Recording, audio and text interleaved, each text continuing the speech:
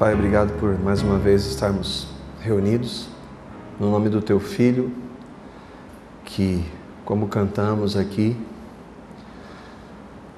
és um só Deus, Supremo Criador, Soberano Deus. Nós cremos nele como nosso amado Salvador, Senhor das nossas vidas. Por Tua graça e por Tua misericórdia, não permita que nós cantemos, oremos, ouçamos, apenas como para cumprir um ritual ou como uma rotina, por misericórdia. Que cada um de nós reflita no que nós ouvimos, falamos e cantamos. Senhor, ao abrirmos a Sua palavra, reconhecemos a nossa incapacidade, e isso não é chavão, é a mais pura verdade. E reconhecemos que dependemos da ação do Teu Espírito, que é quem nos convence, a Tua pessoa que nos convence do pecado, que somos pecadores, da justiça, do juízo. Revela-nos o Teu Filho, guarda-nos, Senhor, fala conosco, nós te pedimos, no nome dele, Jesus. Amém. Eu estava conversando com a Carla, quando vinha para cá, que essa é uma palavra para mim. E é um texto, nós vamos ler o texto de Tito, o capítulo 1. E nossa proposta é estudarmos esse livro nos nossos próximos encontros. Algum tempo atrás, lendo a carta, o Senhor me incomodou e eu creio que seria interessante nós tratarmos sobre isso. A Karen leu no início que toda a Escritura é inspirada por Deus e útil para o ensino, para a repreensão, para a correção e para a instrução na justiça, para que os homens de Deus sejam aptos e plenamente preparados para toda a boa obra. Toda a nossa base de ensino, de aprendizado em relação a Deus, o relacionamento com Ele, deve ter como base somente a palavra dEle. Nós temos enfatizado que o objetivo da Bíblia não é estabelecer normas ou regras, é revelar uma pessoa, Cristo. A Bíblia não tem como objetivo primeiro, ainda que trate da questão prática, da vida prática, que nada mais é do que consequência de Cristo, ela não tem como objetivo de estabelecer algumas regras para que nós as sigamos e consigamos o favor de Deus. Não. O objetivo primeiro da palavra é revelar Cristo, é revelar que nós estamos separados de Deus e podemos ter um relacionamento com Ele somente através do que Cristo, por meio do que Cristo fez por nós. E a proclamação de Cristo deve se manifestar de maneira prática. Essa vida de Cristo em nós, ela deve se manifestar no nosso dia a dia. Eu não posso dizer que eu creio em Cristo, que Ele é Senhor e Salvador da minha vida, e essa profissão, essa confissão não se manifestar de maneira nenhuma na minha vida prática. É impossível isso. A própria definição de Senhor, senhorio, é de que Ele governa a vida daqueles que creem. E as cartas, todas as cartas direcionadas à igreja, nós temos os evangelhos, Mateus, Marcos, Lucas e João, que narram o que Cristo fez, mas as cartas têm um propósito, é claro, de enfatizar a obra de Cristo e as consequências do Cristo crucificado. E essa carta especificamente, juntamente com 1 Timóteo e 2 Timóteo, são cartas que Paulo escreve a Tito e a Timóteo, que eram pastores, ou alguns vão entender, pastores de pastores. Eles eram responsáveis por algumas comunidades. E Paulo vai tratar da vida prática, da vida dos líderes e da igreja, daqueles que creem no Senhor. Esse estudo que nós propomos agora é diferente de um estudo tópico ou temático, que às vezes nós tratamos, por exemplo, esse DVD que alguns de vocês aí receberam, nós tratamos recentemente sobre o que acontece depois da morte. E é um estudo tópico, onde a gente vai pegar textos da palavra e vai trazer para nós vermos o que ela diz a respeito do que acontece com cada um de nós quando nós morremos. A nossa proposta é fazer um estudo expositivo da palavra, pegar versículo por versículo e analisar e ver à luz, com a direção do Espírito, o que ela tem. Esse estudo é melhor porque é mais difícil nós errarmos.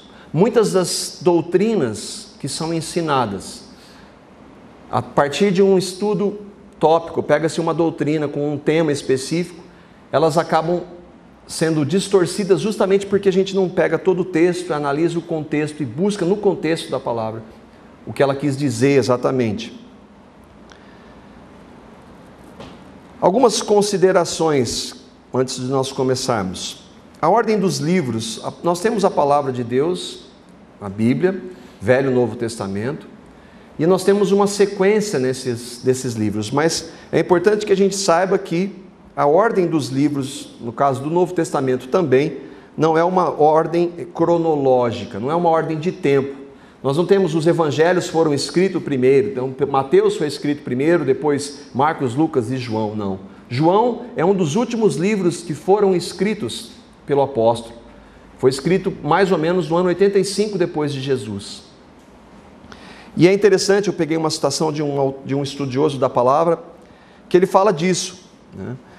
Primeiro os evangelhos, a ordem, foram escritos, ou melhor, explicando por que estão nessa ordem. Os evangelhos vêm primeiro, porque registram a vida de Cristo. Então Atos dá a história da expansão do cristianismo. Então as epístolas, que mostram o desenvolvimento das doutrinas na igreja. As cartas, a gente vai ver essa carta muito especificamente que Paulo escreve para Tito, vai falar de alguns princípios que deviam haver. Hoje nós vamos tratar especificamente para o ministério pastoral, mas também para toda a igreja. E, finalmente, a visão segundo a vinda de Cristo que está lá no livro do Apocalipse. João, o evangelista João, ele escreve o Evangelho de João, as 3 epístolas que levam o nome dele e também o Apocalipse. Esse escrito é uma carta. E nós também temos conversado com os irmãos e que a gente às vezes tem essa facilidade de capítulos e versículos, mas isso foi colocado 1500 anos depois da Bíblia ter sido escrita. Se nós entendemos que nós escrevemos uma carta, hoje não, mas um e-mail, eu não mando lá, e-mail capítulo 1, versículo tal, não, isso foi colocado para facilitar o nosso entendimento, mas isso não é inspirado. Às vezes acontece de algumas subdivisões, se você vê lá um subtítulo entre um capítulo e outro, aquilo ali não é inspirado por Deus. Alguns colocam para facilitar, mas às vezes acontece até de atrapalhar. É bom que a gente tenha esse conceito. E aqui na carta de Paulo ele vai falar vários assuntos, todos eles de uma vez, vai tratar tudo em uma carta. Então ele vai tratar de vários ensinos. É por isso que é importante nós pegarmos cada um desses versículos e analisarmos, estudarmos e buscarmos o que ele queria dizer para a igreja. É interessante, Tito, por exemplo, dentro dessa questão da cronologia, ele foi escrito aproximadamente entre 64 e 68 depois de Cristo. O Evangelho de João, que está antes, na nossa sequência, foi escrito entre 85 e 90. 2 Timóteo foi escrito depois de Tito, mas na nossa sequência ele está antes de Tito. Então, para a gente se localizar, para entender que essa sequência que nós temos na Bíblia não é a sequência que as cartas foram escritas. Uma das primeiras cartas foi Efésios, que fala da graça de Deus, a ênfase, antes mesmo dos evangelhos que narram o que Cristo fez. A carta a Tito é provavelmente o penúltimo escrito de Paulo. Qual que é o objetivo dessa carta de Paulo para o irmão Tito? 1 e 2 Timóteo, juntamente com esta carta, são conhecidas como epístolas pastorais. Paulo está sendo um pastor, conquanto não fosse um pastor de uma igreja local, ele era um missionário no nosso conceito hoje, ele era um pastor de Tito e Timóteo, porque Tito e Timóteo são chamados por ele nas cartas de meus filhos na fé. Filho na fé é alguém que você pregou, se você um dia pregou o evangelho para alguém, aquele irmão ou irmã creu em Jesus, ele usa essa expressão para dizer que ele é um filho na fé. Ele creu em Jesus a partir da ação do Espírito, da instrumentalidade daquele que pregou. Então Tito e Timóteo eram filhos de Paulo na fé. Jovens ministros, eram jovens, e que estavam no cuidado do ministério, e muito importante. Interessante também que nós vemos que basicamente as ordens para os ministérios, as instruções para os ministérios de Tito e de Timóteo são as mesmas. Ele vai falar muito, vai repetir as mesmas cartas, e eles estavam em regiões diferentes, com grupos diferentes, mas as instruções que ele concede são as mesmas. Ele fala que eles deveriam trabalhar, cuidar do rebanho, ter cuidado com as heresias. Isso é muito comum em todas as cartas. Por isso, às vezes, alguns, mas há muita crítica ao que está acontecendo aí, não era melhor a gente só falar do Evangelho? Se nós pegarmos o que todas as cartas, todas elas, sem exceção, de Pedro, Paulo, de João, de Tiago, elas têm conteúdo também, falam do Evangelho, falam do ministério, mas eles falam contra os ensinos, as heresias. Por quê? Porque aquilo estava no meio da igreja. Então é importante que todas essas cartas tratam disso. Às vezes, fica criticando ou julgando. Não, nós temos que tratar exatamente do que está sendo dito aí para comparar com o que a palavra de Deus diz. E em nenhuma das cartas de Paulo, 2 pontos fundamentais. Ele deixa de proclamar o Evangelho, porque essa é a base para tudo, e de falar das consequências ou dos reflexos do Evangelho na vida daqueles que creem. Então, se nós, eu não preciso ensinar alguém a crer no Evangelho, não, isso não é verdade, porque todas as cartas trazem ensinos práticos da vida cristã. Por exemplo, alguns vão dizer, para que eu vou ensinar para um cristão que ele não deve mentir? Não preciso ensinar, porque ele tem Cristo, ele sabe disso, mas Paulo fala assim, vocês devem deixar a mentira e falar a verdade uns com os outros. Seria lógico que, tendo Cristo, eu não precisaria ter esse ensino. Não, mas eu preciso ser sim ensinado. Não sou eu que desenvolvo a vida cristã, é Cristo em mim, mas eu preciso ser formado pelo caráter de Cristo, e isso vem através do ensino. A divisão da carta, dos versículos 1 até 4, Paulo saúda os irmãos. Depois, nos versículos 5 a 9, ele estabelece critérios para o envolvimento no ministério pastoral. E os versículos 10 a 16, ele faz algumas advertências contra os falsos líderes. Nós vamos começar lendo a saudação que ele faz ao irmão Tito. Versículo 1 até o versículo 4. Paulo, servo de Deus e apóstolo de Jesus Cristo, para levar os eleitos de Deus à fé e ao conhecimento da verdade que conduz à piedade, fé e conhecimento que se fundamentam na esperança da vida eterna, a qual o Deus que não mente prometeu antes dos tempos eternos. Eu estou lendo na versão NVI. No devido tempo, ele trouxe à luz a sua palavra, por meio da pregação a mim confiada, por ordem de Deus, nosso Salvador.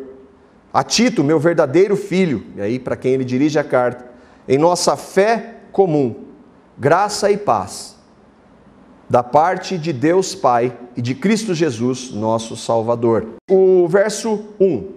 Paulo, servo de Deus, apóstolo de Jesus Cristo, para levar os eleitos de Deus à fé e ao conhecimento da verdade que conduz à piedade. São todos filhos de Deus? Todo ser humano é filho de Deus? Não. Isso é um erro. Todo mundo é filho de Deus, aquela expressão que se diz, não é verdade. Nós só podemos ser filhos de Deus a partir do momento que nós cremos no que Cristo fez. Quando nós cremos no que Cristo fez, Ele nos deu o poder de sermos feitos por Ele mesmo filhos de Deus, a saber, aqueles que creem em Cristo.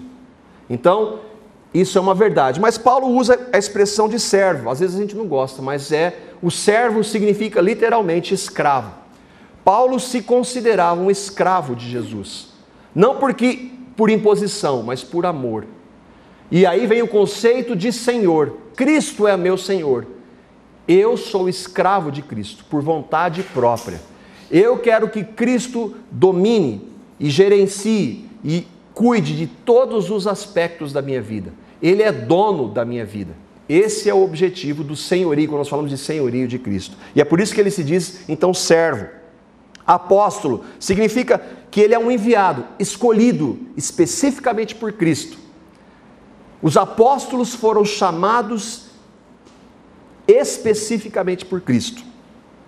Um apóstolo, e aí nós podemos comparar com o que nós temos hoje, Ele nunca se auto-intitula apóstolo.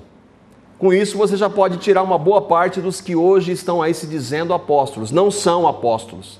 Apóstolos foram chamados especificamente por Cristo. Por isso que Paulo, nas suas cartas, vai dizer: eu, servo de Deus, servo de Cristo, apóstolo chamado por Cristo. E ele foi literalmente chamado por Jesus. E os demais também, os apóstolos. Eleito. E aí um conceito muito importante da palavra, uma verdade muito importante, que diz respeito à eleição. O que é eleição? Eleição é uma escolha. E nós, no nosso exemplo, no governo democrático, você vai lá e há vários candidatos, e dentre eles você escolhe um, você elege um. Deus fez assim com aqueles que creem. Deus elegeu alguns para crerem nele. Mas espera aí, então ele elegeu alguns e não elegeu outros? É verdade que a eleição é a ação exclusiva de Deus e pelo Espírito dele. Mas é verdade também que a palavra de Deus diz que todos nós somos responsáveis pelas nossas decisões. Ainda que nós não consigamos entender eleição, que literalmente Deus escolhe um em detrimento a outros, mas isso não quer dizer que nós somos responsáveis. Ninguém vai chegar diante de Deus aquele dia e dizer: Deus, eu não fui eleito, eu não fui escolhido, você não me quis. Não, há várias verdades da palavra de Deus. O próprio texto de João 3 é que Deus amou o mundo de tal maneira que deu o seu Filho para o mundo todo. Alguns que enfatizam a eleição e eles esquecem da responsabilidade, dizem que o mundo aqui são os eleitos, mas não. Deus amou todo ser humano sobre a face da terra, que deu o Filho dele por todos. Isso implica que todos têm a condição de serem salvos. Eu criei porque eu quis, partiu de mim mesmo? Não. Essa verdade vem pela revelação do Espírito. Então a eleição é isso que Paulo está dizendo. O conhecimento da verdade. A verdade, o que é? Um conjunto de regras. Ele está falando, pela fé e o conhecimento da verdade. A verdade é um conjunto de regras? Não, a verdade é uma pessoa, Cristo. Eu sou o caminho, a verdade e a vida. Então ele está falando da revelação da verdade, o conhecimento da verdade de uma pessoa, que tem implicações práticas, que tem a vida prática de como se manifesta Cristo no nosso dia a dia. Mas quando se trata de verdade, está falando de uma pessoa. E aqui ele diz da piedade, nós falamos na semana passada. O que é viver piedosamente? É viver de maneira que Deus seja honrado e glorificado. E aí nós podemos resumir isso com o seguinte: Deus é honrado e glorificado quando nós pecamos? Não, Ele não é honrado e glorificado quando nós pecamos. Então, se nós estamos em algumas práticas, nós precisamos que Cristo venha tratar conosco nelas, para que nós vivamos de maneira piedosa. A verdade teórica, e aí nesse sentido, porque lembra, olha como Paulo fala das verdades nesse primeiro versículo só. Eu estou até com medo de dar tempo de tratar de tantas coisas que a gente tem aqui. Mas ele fala, a verdade, o autor fala, a verdade teórica é inútil se não resultar em piedade. Eu conheço Jesus é o Senhor da minha vida, mas Ele não interfere na minha vida. Não, Jesus para lá, no domingo eu vou lá no culto, canto, oro, participo, mas na segunda-feira, ou mesmo no domingo depois do culto, eu já vou viver a minha própria vida. Versículo 2, fé e conhecimento que se fundamentam na esperança da vida eterna, a qual Deus, que não mente, prometeu antes dos tempos eternos. Fé, adesão absoluta do Espírito àquilo que se considera verdadeiro. O que é fé? Hebreus capítulo 11, versículo 1. É dessa fé que ele está dizendo aqui. É crer no que Cristo fez. Ter certeza absoluta, ainda que eu não veja, que eu não sinta, que eu não estivesse lá. Eu creio no que a palavra dele diz. Ora, a fé é a certeza daquilo que esperamos e a prova das coisas que não vemos. Essa é a definição bíblica de fé. Quando você sente alguma coisa, ou quando você precisa pegar em alguma coisa para comprovar, deixou de ser fé. Fé é crer no que a palavra de Deus diz, ponto final.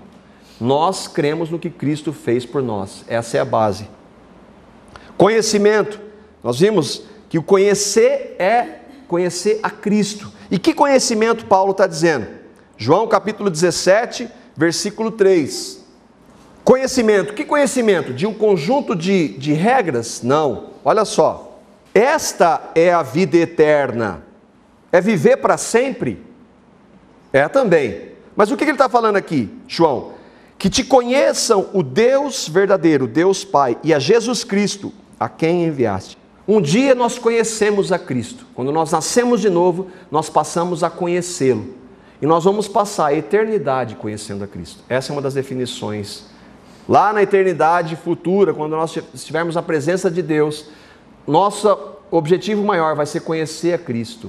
Na esperança da vida eterna, o qual o Deus que não mente prometeu.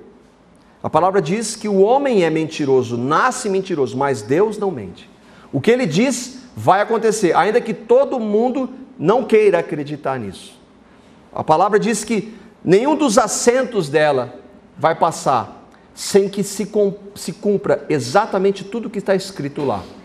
Um dia Jesus vai voltar? Vai. Ah, isso é uma linguagem figurada? Não, isso é literal. Um dia Jesus vai voltar. Assim como não foi figurada a primeira vinda dele, ele veio um dia. Assim como a morte de Cristo na cruz não foi uma metáfora, foi real. Jesus foi crucificado literalmente. Assim como o sangue dele derramado, ele derramou o seu sangue. E assim como ele ressuscitou dos mortos, para dar uma vida nova para todos aqueles que creem. Antes dos tempos eternos, e aí é uma das loucuras da palavra de Deus. Antes dos tempos eternos, antes de ser criado tudo, nós não sabemos. Deus sempre existiu, Deus não foi criado, nós fomos. Nós somos eternos, a partir do momento que nós somos criados. Mas nós não sempre existimos, não. Um dia começou a nossa existência, e ela nunca mais, não tem mais fim. Nós vamos morrer um dia, mas nós vamos continuar existindo, não esse corpo físico, mas nós vamos continuar existindo. Alguns na presença de Deus, outros separados dele. Versículo 3. No devido tempo ele trouxe à luz a sua palavra, por meio da pregação a mim confiada, por ordem de Deus nosso Salvador. No devido tempo, Deus controla a história. Nada na nossa vida é por acaso, não existe acaso na vida de ninguém. Não somente dos cristãos, mas de todos nós. A palavra diz que, nós lemos também, falamos desse texto, que cada um de nós tem todos os fios de cabelo contado por Deus. Quer dizer que Deus controla a história, Ele sabe de tudo. Ele sabe do meu passado, do meu presente e do meu futuro. E de maneira soberana, Ele coordena a sua história. Um texto que fala disso, um exemplo de tantos outros. Apocalipse capítulo 9, versículo 15. Aqui é um relato do que vai acontecer no fim dos tempos. Então olha lá, é futuro ainda, não aconteceu obviamente. E a palavra fala de manifestações da ira de Deus, fala dos selos, das trombetas e das taças, e de coisas que vão acontecer literalmente. E olha o que esse texto diz, de uma dessas manifestações de Deus, da ira de Deus. Apocalipse 9:15.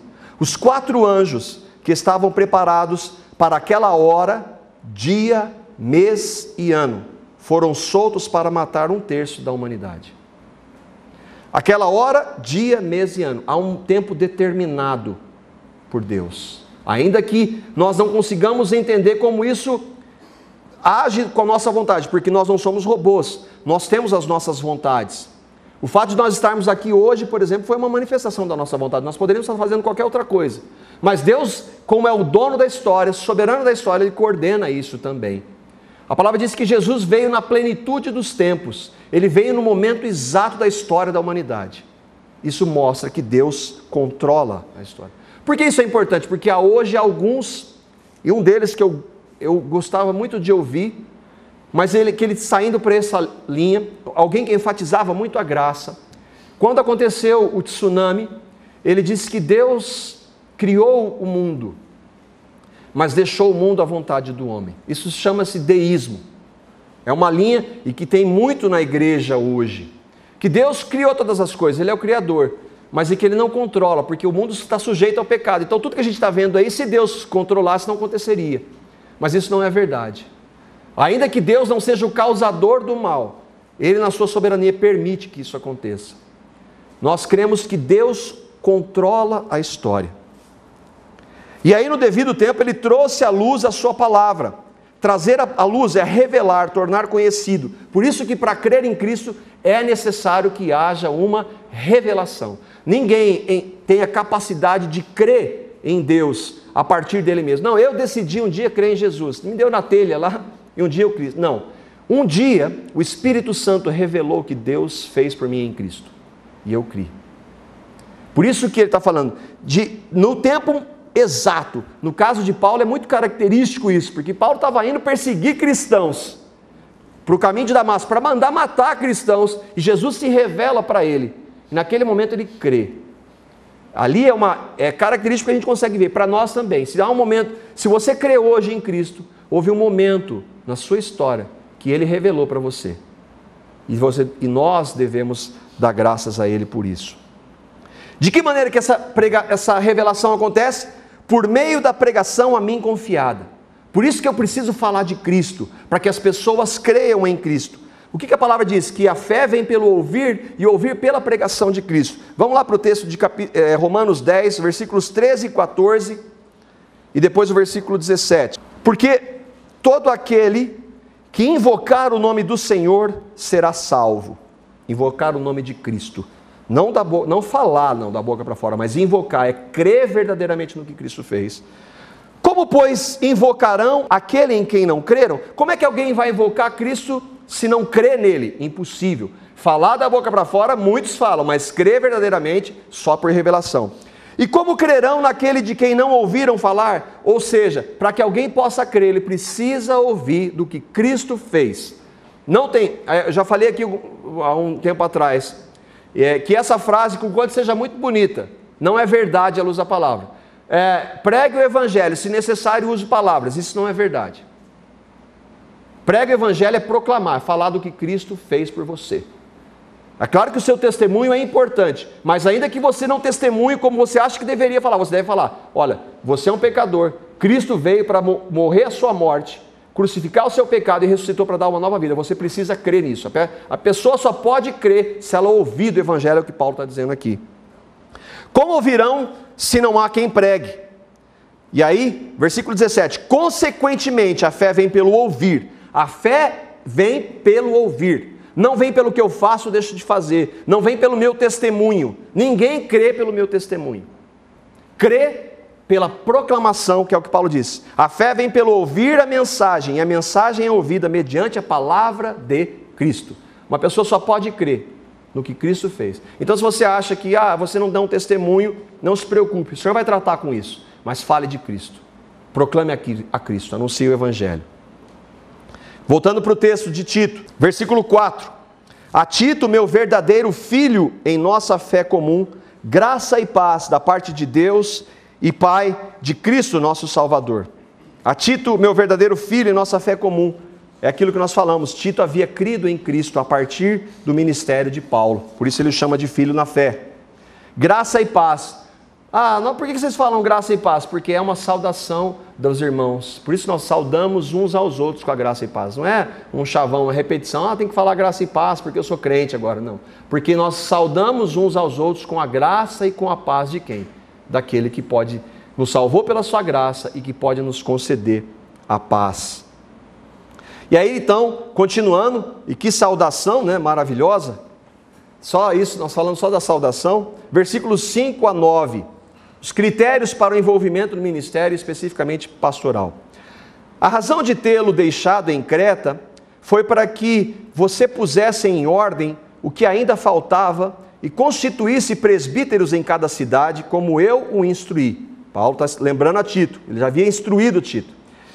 É preciso que o presbítero seja irrepreensível, marido de uma só mulher, e tenha filhos crentes, que não sejam acusados de libertinagem ou de insubmissão. Por ser encarregado da obra de Deus, é necessário que o bispo seja irrepreensível, não orgulhoso, não briguento, não apegado ao vinho, não violento, nem ávido por lucro desonesto. É preciso, porém, que ele seja hospitaleiro, amigo do bem, sensato, justo, consagrado, tenha domínio próprio e apegue-se firmemente à mensagem fiel, da maneira como foi ensinada, para que seja capaz de encorajar outros pela sã doutrina e de refutar os que se opõem a ela. Quantas verdades nesse texto, onde localiza-se Creta. Aqui a gente tem Israel. Eu estava lembrando com os irmãos no estudo sobre os dons do Espírito e o Pentecoste, e que lá havia 17 nacionalidades localizadas aqui, que estavam em Jerusalém, quando no momento do Pentecoste, um dos que estavam naqueles 17 eram os de Creta. Então olha a distância aqui, ó. Aqui a gente está localizado, né? Ó, Turquia, Egito para cá, Oriente Médio aqui e aqui Israel. Paulo havia deixado Tito lá em Creta. E aí ele vai falar sobre isso. Já havia várias igrejas ali.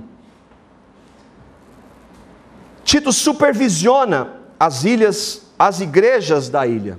Uma ilha grega que havia aí igrejas no sentido não estrutura, mas grupos de irmãos que se reuniam, porque nós vimos que igreja é isso, não é uma estrutura. Grupos de irmãos que se reuniam em nome de Jesus, e ali estava a igreja, e Tito era o pastor daqueles irmãos. E aí ele diz assim: eu deixei você em Creta para que você pusesse em ordem o que ainda faltava. O que mostra isso? Organização na igreja.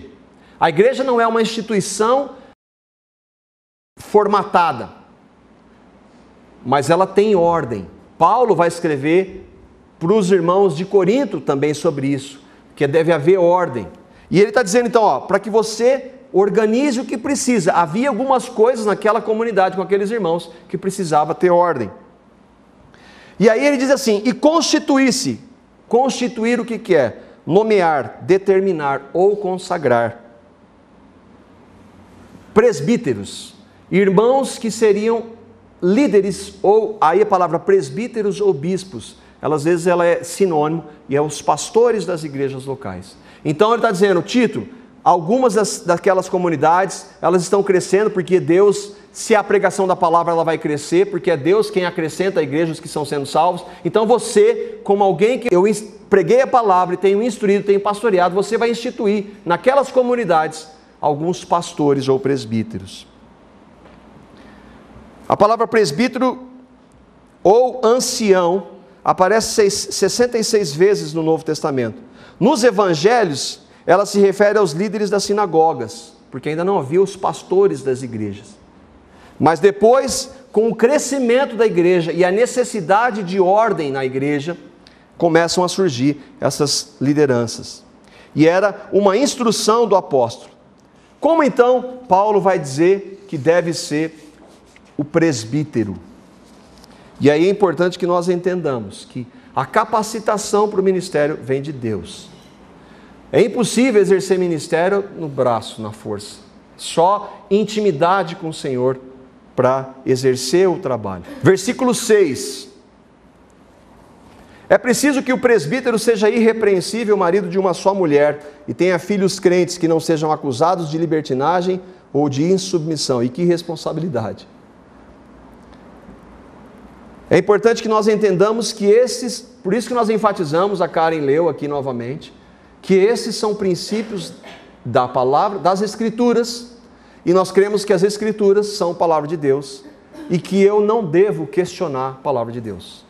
Ainda que eu não entenda, ainda que eu não compreenda, ainda que eu não goste, palavra de Deus é a palavra de Deus, o Deus soberano que governa. E ele está, através de Paulo, dirigindo aquele líder de como deveriam ser os presbíteros. E nós cremos que esse é um fundamento para a nossa comunidade, aí falando da nossa comunidade local aqui. Esses fundamentos devem ser estabelecidos aqui no nosso meio. É preciso que o presbítero seja irrepreensível. Pesado. Impecável? Não. Porque não existe quem não peque. Todos nós, a palavra diz que se eu disser que eu não tenho pecado, eu faço Deus mentiroso. Então, ainda que eu não deva viver na prática obstinada do pecado, eu estou sujeito, porque eu vivo num mundo, num corpo, na carne, e que eu tenho um inimigo, então eu estou sujeito ao pecado. Eu não posso dizer então que eu não tenha pecado. E nós vamos ver isso na palavra, que esses homens, mesmo sendo escolhidos por Deus, pecaram. E nós sabemos que, ainda que tenhamos Cristo em nós devemos viver para a glória dele, mas que estamos sujeitos. Então irrepreensível não é que dizer que não cometa pecado, porque não existe ninguém assim a não ser o Senhor Jesus. O significado da palavra é alguém que não possa ser acusado por algum escândalo, tanto pela igreja quanto pelos de fora. Que tenha, enfim, um testemunho. E que porque ele leva o nome de Jesus, ele precisa ter uma vida de testemunho lá fora. Marido de uma só mulher. O que quer dizer isso? Algumas sugestões, algumas interpretações. Primeiro, alguns dizem que ele não deve ser polígamo. Mas isso, por si só, já fere todo o princípio da palavra, porque isso nunca foi permitido na palavra de Deus, né? Ainda que não fosse vontade de Deus, Deus criou o homem e a mulher, e que o homem não deveria separar, e que ele abominaria a separação. Então é um homem e a sua mulher, uma só esposa, vivendo nesse ministério. Celibato. Alguns, no nosso país nós temos essa defesa, diz que ele está falando de um marido de uma só mulher, a mulher é a igreja, então por isso do celibato. É uma justificativa que o texto não permite em hipótese alguma.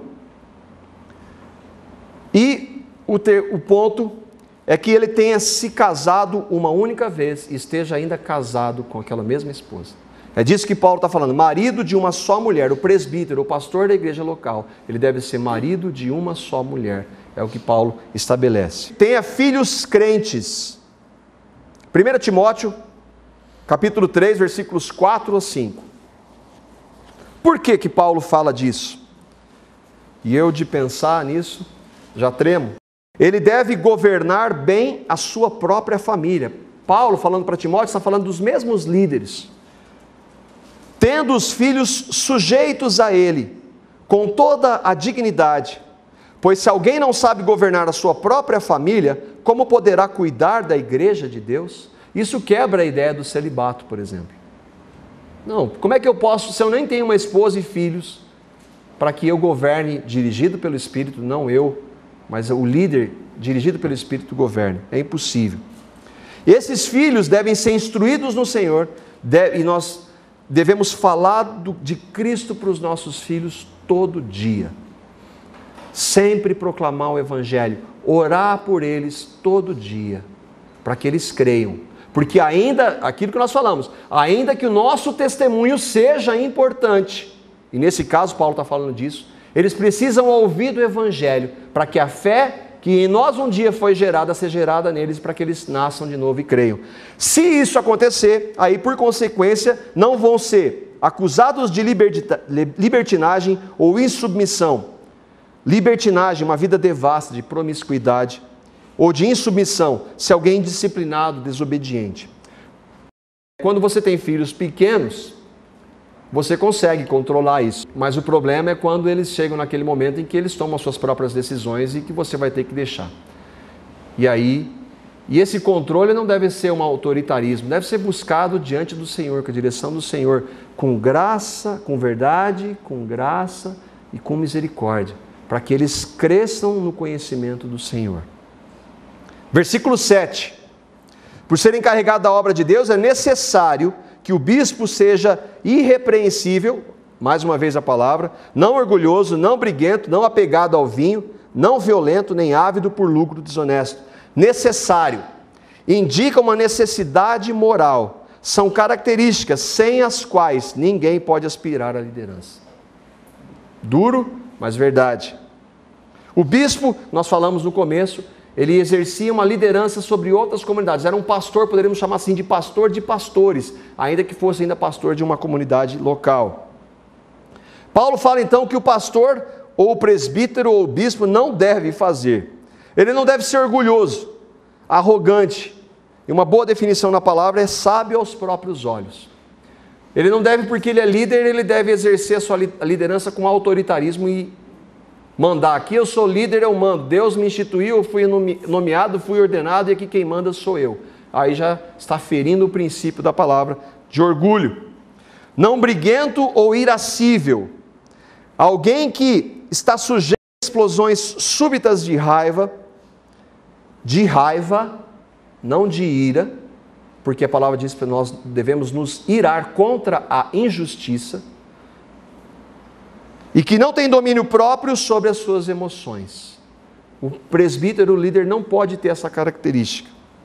Não apegado ou dado ao vinho.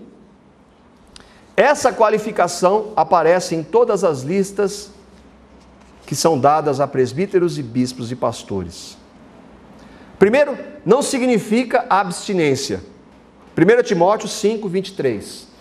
Quer dizer então, e o vinho aqui, bem entendido, uma bebida alcoólica ou fermentada. Não está falando só do vinho, não. Então vinho não posso, mas cervejinha eu posso todo dia. Não. Mas espera, não estou falando de abstinência. Olha aqui, porque Paulo escreve para Timóteo também, nas mesmas características. Olha o que ele diz lá, 1 Timóteo 5, 23. Não continue a beber somente água. Tome também um pouco de vinho, por causa do seu estômago e das suas frequentes enfermidades. Existem alguns círculos que vão dizer não pode beber nada e que, inclusive, é excluído, não somente o líder, mas os membros. Isso não tem procedência bíblica. E que aí a partir disso vira um legalismo. Isso é lei. Um monte de regra para ser cumprida. Não é disso que a palavra jamais fala de proibir. Mas ele fala que assim como qualquer outra característica dirigida pelo Espírito deve ter um equilíbrio. Jesus falando aos fariseus sobre esse assunto, Mateus 11, versículos 18 e 19. Os fariseus eram lei, base lei. Faz isso, não faz aquilo. Eles eram sepulcros caiados. Por fora muito bonito, por dentro cheios de ossos e rapina. Eram hipócritas. Eles falavam, mas não faziam. E aí ele está falando, Jesus está falando deles, pois veio João Batista, que jejuava e não bebia vinho. E eles diziam, tem demônio, porque ele anunciava o evangelho a Cristo. Então, tudo que anunciasse a Cristo era contra. Eles tinham que buscar uma justificativa para isso. Veio o Filho do Homem, eu vim, Jesus está falando, comendo e bebendo, e dizem, aí está um comilão e beberrão, amigo de publicanos e pecadores, porque Jesus sentava com pecadores. Para falar dele, ele precisava sentar no meio dos pecadores. Mas a sabedoria é comprovada pelas obras que o acompanham. Se nós entendemos que eles estavam acusando Jesus de beberrão, não era de água, obviamente, mesmo porque eles estavam condenando João porque bebia vinho. Outra coisa, um exemplo mais claro, Jesus usou como símbolo do sangue dele o vinho.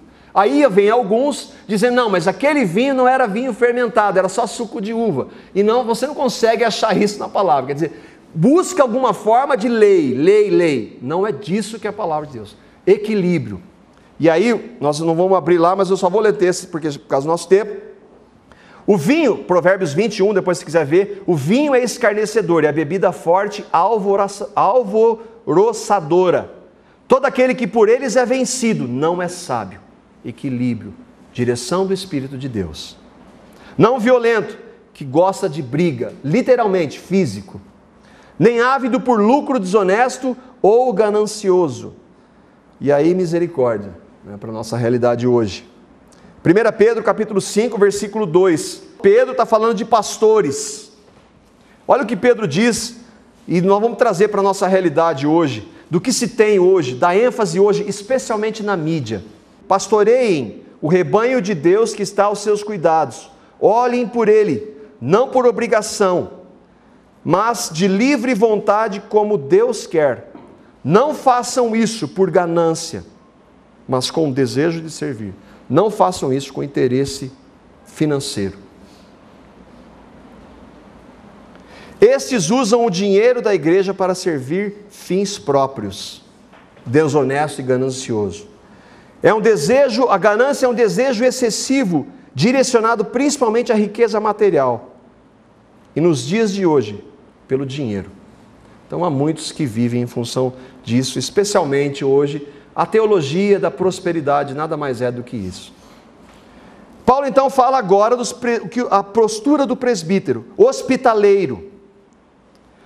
Como o lar dos cristãos não é aqui, esperava-se sempre que os irmãos os recebessem. Paulo, por exemplo, era um missionário, não tinha lugar fixo. Então ele ia às comunidades e era recebido lá. Uma característica de um líder, ele deve ser hospitaleiro com seus irmãos. Amigo do bem, expressão que significa alguém que se devota alegremente e sacrificialmente à prática do bem. Às boas obras que nos foi preparada de antemão pelo Senhor. Nós somos salvos pela graça, por meio da fé. E isso não vem de nós, é dom de Deus. não vem das obras, para que ninguém se glorie. E aí ele fala no versículo seguinte, nós sempre paramos no versículo 9, ele fala assim, no quais Deus preparou as boas obras para que nós andássemos nelas de antemão. Isso é amigo do bem. Justo, sensato ou sóbrio, prudente, que tenha bom senso, justo e consagrado, mesma coisa do piedoso, que tenha domínio próprio, o fruto do Espírito Santo se dá paciência, alegria, domínio próprio. Por consequência, deveria estar cheio do Espírito, andar em intimidade do Senhor, para que o Espírito no líder exerça o domínio próprio. Versículo 9: apegue-se firmemente à mensagem fiel, de maneira como foi ensinada, para que seja capaz de encorajar outros pela sã doutrina e de refutar os que se opõem a ela. Nós já estamos terminando. Apegue-se firmemente, não ser abalado, estar focado, ser incisivo, não deixar de proclamar, estar apegado. A que verdade? A que verdade Paulo se refere? Efésios, capítulo 4, os versículos 11 a 14. Mais uma carta de Paulo aos irmãos de Éfeso. Efésios 4, 11 a 14. Ele está falando de estar apegado firmemente à palavra. Fidelidade à palavra. E aí ele diz lá, ele, o Espírito Santo, designou alguns para apóstolos, outros para profetas, outros para evangelistas, e outros para pastores e mestres, com o fim de preparar os santos. Nós estamos estudando sobre os dons. O objetivo, mais uma vez, a gente está falando, o objetivo dos dons é a edificação da igreja. Para a obra do ministério, para que o corpo de Cristo seja edificado, até que todos alcancemos a unidade da fé e do conhecimento do Filho de Deus, e cheguemos à maturidade, atingindo a medida da plenitude de Cristo. E aí o enfoque era nesse versículo. O propósito é que não sejamos mais como crianças, levados de um lado para o outro, como pelas ondas do mar, nem jogados para cá e para lá, por todo o vento de doutrina. Chega uma coisa nova lá na igreja, vamos lá, vamos pegar, vamos trazer aquilo para... agora estão fazendo isso, traz. Não. Vento de doutrina, ou seja, que nem a onda do mar, vai e passa. E isso, a igreja a evangélica é mestre nisso. A gente pegar a história dos últimos 20 anos e lembrarmos de algumas das doutrinas que têm sido infiltradas. É exatamente isso, vento de doutrina. Vem, todo mundo vai para lá e faz um pouco, daqui a pouco some, esquece. E só vai lembrar quando você está estudando a palavra e vê que aquilo lá era um vento de doutrina. Por que elas entram? Pela astúcia e esperteza de homens que induzem ao erro. Qual a maneira de não estar sendo levado por vento de doutrina? Apegue-se firmemente à mensagem fiel. Não deixe de proclamar a cruz de Cristo. E aí nós vamos ver o texto. Olha o que Paulo está dizendo ali para Timóteo, um pouquinho antes. 1 Timóteo 1,15, mesmo contexto. Timóteo, um pastor. De que palavra fiel ele está falando? Esta é uma palavra fiel e digna de toda aceitação, que Cristo Jesus veio ao mundo para salvar os pecadores, dos quais eu sou o principal. Qual que é a mensagem fiel que nós devemos estar apegados e não devemos deixar nunca? Cristo crucificado. Todos os momentos, anunciar Cristo. Nós estamos falando de algumas características aqui da liderança que Deus estabelece através de Paulo. Mas eu não posso de anunciar o Evangelho. Eu não posso de anunciar que esse líder, antes de estar preparado, antes de qualquer coisa, ele tem que ter crido no que Cristo fez. Ele tem que crer nessa centralidade que Paulo fala em todas as cartas, que ele é incisivo e que ele, mais do que todos, era apegado à proclamação da cruz de Cristo. Nós precisamos falar do Evangelho, anunciar o Evangelho, que todos nós estamos separados de Deus, que não podemos mudar isso, mas que Deus, porque nos ama, enviou Cristo para morrer a nossa morte no seu corpo santo, no sangue que Ele derramou, nos perdoar dos nossos inúmeros pecados, e na sua ressurreição nos dá uma vida nova. Esta é a mensagem fiel. 1 Coríntios 2, 1 e 2, versículos 1 e 2. Eu mesmo, irmãos, quando estive entre vocês, não fui com um discurso eloquente, nem com muita sabedoria, para lhes proclamar o mistério de Deus. não foi a minha argumentação lógica, não foi a minha habilidade em falar, e você vê isso nos líderes, como são cativantes, como tem essa habilidade de mudar, de transformar a verdade da palavra. Eu ouvi esses dias um desses líderes falando de uma Bíblia de R$900, e que olha, Deus está falando eu sou o profeta de Deus, não deixe de ouvir o profeta de Deus. Deus está falando comigo, e que você me ouça, eu sou o seu profeta. E como ele tinha habilidade e um carisma para enganar as pessoas, para dizer um monte de coisa que não tem nada a ver com a palavra de Deus. E Paulo está dizendo assim: eu não fui com eloquência, nem com muita sabedoria, pois que nada decidi saber entre vocês, a não ser a Jesus Cristo e este crucificado. Este é o centro, esta é a mensagem, Cristo crucificado. É Ele que deve ser proclamado. Continuando daí, para que seja capaz de encorajar outros pela sã doutrina. O nosso último texto, 2 Timóteo, capítulo 4, os versículos de 1 a 4. Na presença de Deus e de Cristo Jesus, que há de julgar os vivos e os mortos, por sua manifestação e por seu reino, eu o exorto solenemente, a você, Timóteo. Timóteo, um dia Jesus vai voltar, julgar vivos e mortos. Você é líder, você toma esse cuidado, Timóteo, ele está falando.